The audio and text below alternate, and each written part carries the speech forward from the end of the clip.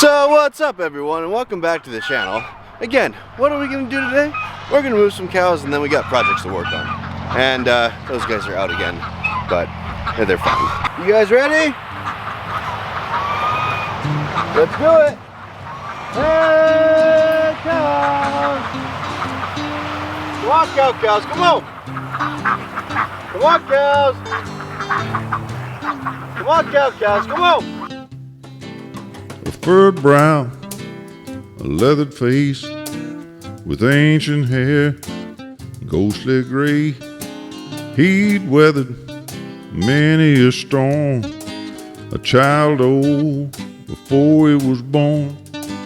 His mama's son, his daddy's seed, a belly full of bitter weed, aged whiskey made of corn, a man old before he was born. He'd been hungry, he'd been cold, never once denied his soul. That old guitar took him through most every storm. Still bending strings for broken hearts, a never rich falling star, more prickly than bramble thorns, hard and old before he was born.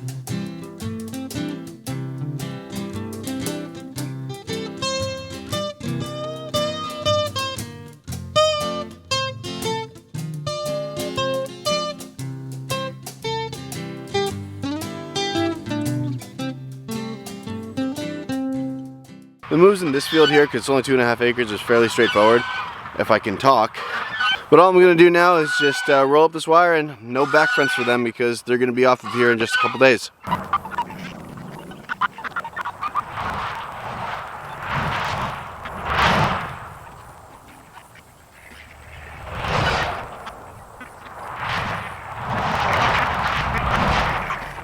So the ducks stay in all during the day for the most part. And then in the morning, when they go lay their egg, they go find a little spot to lay it. And that's when they get out. But in the morning, all I have to do is walk. And now the ducks follow me. Now I didn't plan for that. And it's not something that, you know, is the ideal situation. But hey, that's kind of cool. When I've been putting the ducks food on these weeds, they've been just hammering them. Look, they're going to come over here and eat. And they're just going to trample like crazy the weeds. There they go. Here, check this out. You can totally see the graze line right there of where it goes from short to long all the way down. And that's how much the cows eat. I mean, this is still decent forage here for them, even though we're super dry. But yeah, I wouldn't want to take it down any more than this, because this is a little bit too low for my liking. But we trampled, you know, look, there's a weed right there that they pulled up yesterday with their hoof or whatever. They trampled down a lot, and it seemed to kind of give it a clean slate. And if we get a rain, we'll be looking okay. Okay, and to welcome the newest member of Freedom Foods.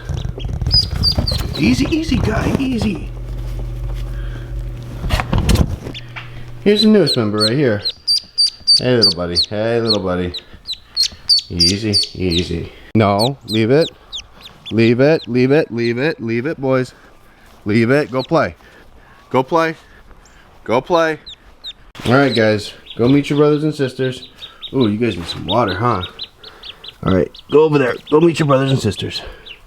Okay, look, they're all over there. We've had quite a few hatch out now, so we're gonna go get them some water, dip his beak, and get them all set up. And now they don't want to come up from underneath the hydro-breeder. Huh? Oh, there you go. There's one. Yeah. So there's a couple in here that maybe about a week and a half away from going outside and joining their friends, like that guy right there.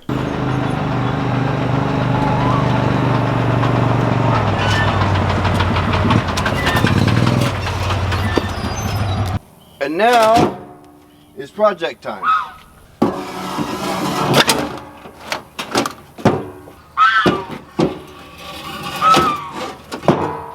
Alright, the project for today is we're down here. This is, some of you guys might recognize this. This is snake land. This is the area of the farm that makes me the most uncomfortable because this is the area that I've seen the most snakes. That's where our second pond is I mean, it's at the bottom of the property, so we really don't use it too much. But what we have to do down here is we got to finish building our high tensile electric fence that we did on the other side of the farm. We have that other side completely done. The cows moved through every part of it, worked perfectly fine. So now I have to finish doing it on this side, and there's not much to go, but the cows are coming this way. So I need to get it done before the cows get here for obvious reasons. So I got the holes dug for our brace post. Is that deep enough? Ooh, I might have to go a little bit farther.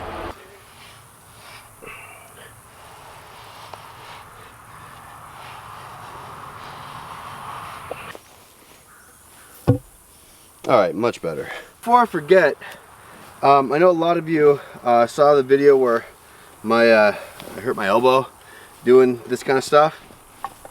And a lot of you have recommended tools that would help me. And one of them was like a gas-powered auger that would easily drill the hole. Problem is that I have a buddy around here that actually has one. And he offered to let me use it and let me try it. So I went over to his place and he was actually digging holes. And tried it out before I bought it.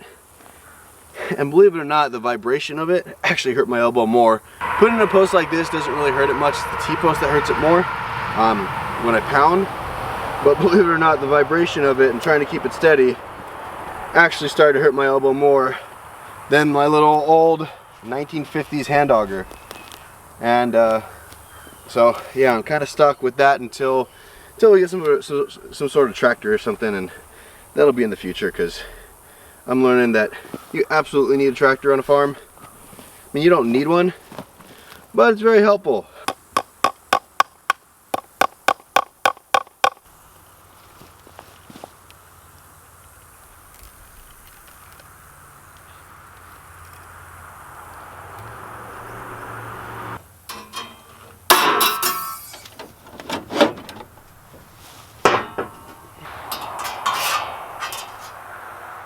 And now we are ready to run our wire.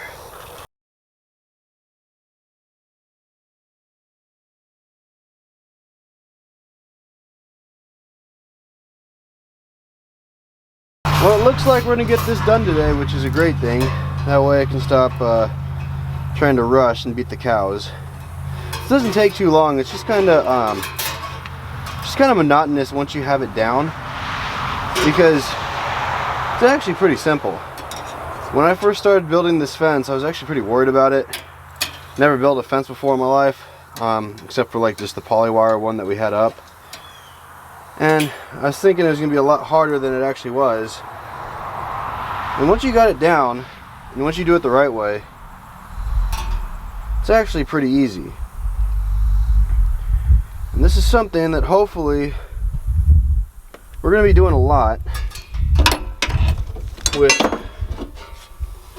with either finding some rented land around here that we can run some cows, or what I'm even open to is finding some really scrub kind of foresty land that we can, it'd be the same kind of wire that we use, but run pigs, pastured pigs. It's something that I've seen done by a few people around. As I say, it's easy, but it's something that I've seen from a few people around here. And looking at the way that the world's going with, you see the prices of bacon in you know the grocery store right now, and that's garbage bacon because it's all confinement house bacon.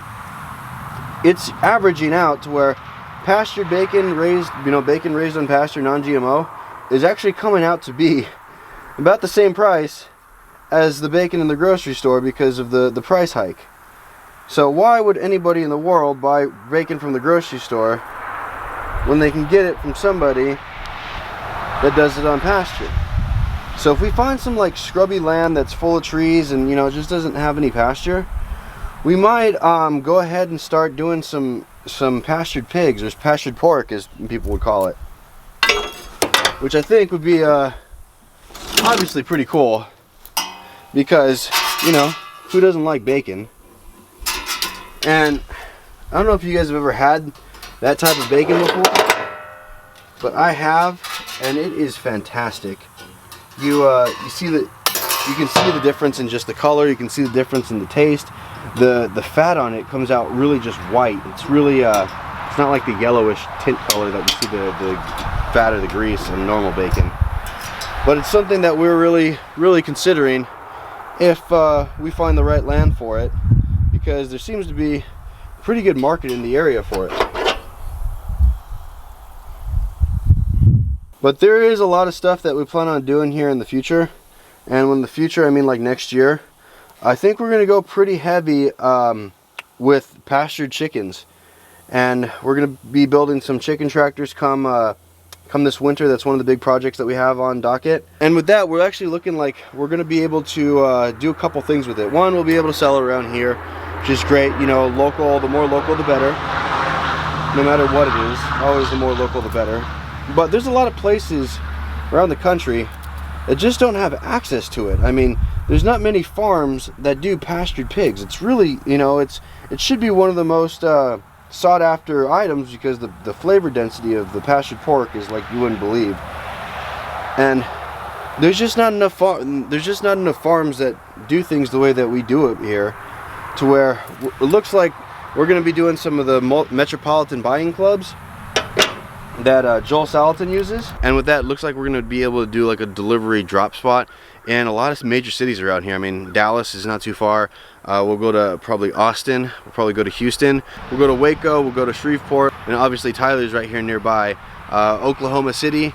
And we'll even go as far as Little Rock. So if you're in that area, keep an heads up for that, and drop me a comment down below, or send us an email at info@freedomfoodsfarm.com. It'll be in the description, letting us know that you're interested in something like that, so where we'll be able to go and drop off at a few spots around the city in a day. It's either going to be me, or we'll hire a driver or something like that. But what I'm saying is, next year the production is going to be significantly up. And then also, what if you don't live in those cities or nearby here?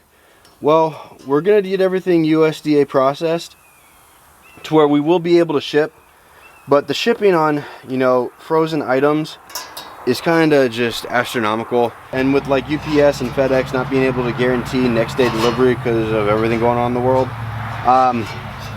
makes it a little bit hard. We can still do it. We prefer to do that in, you know, the winter time. That way things just stay colder longer. But what we will also be able to do is that if we can get enough orders in one particular area, we have a way of shipping, you know, commercial, to where it's not terribly expensive, and it won't add on very much per pound of meat.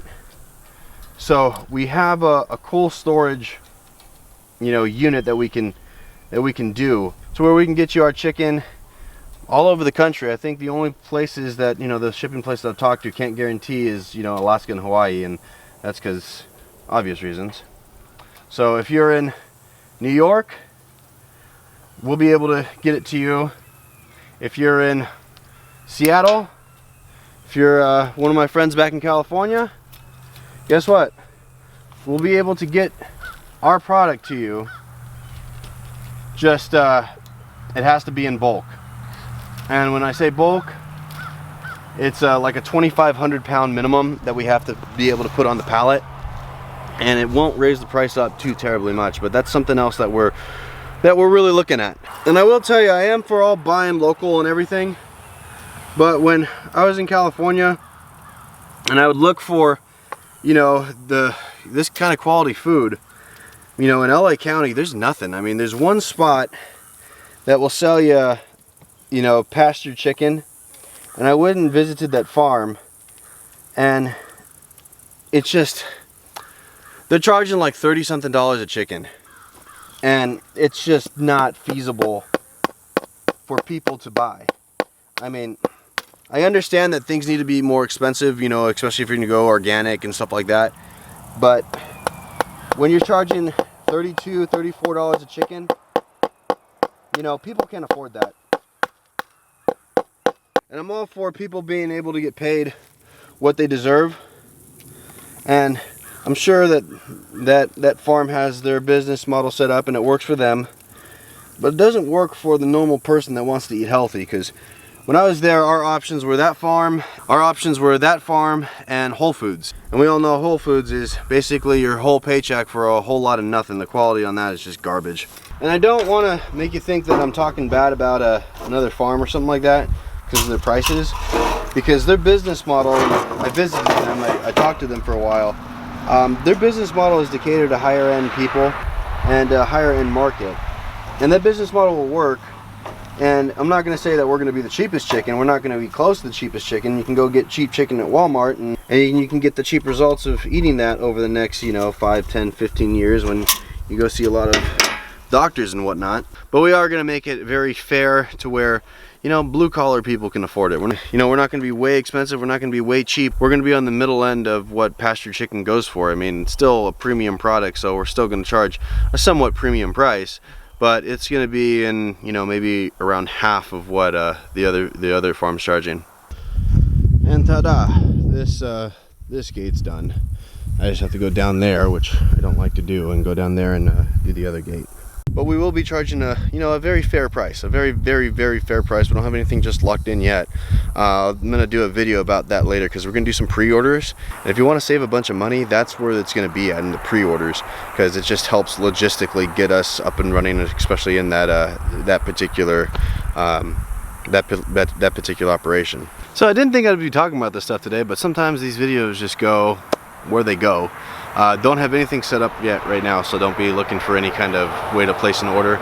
Just send us an email if you're in a particular city and want our product or something very similar, because we might be working with a couple other farms around here that we can all kind of use the same market and be able to get more product out to people, and it helps people shop in one location and just make things easier. But the main thing is that the fence is built, that project is done. This side of the farm here needs one more line of fence and it's ready for the cows. And check this out over here. I want to show you guys this.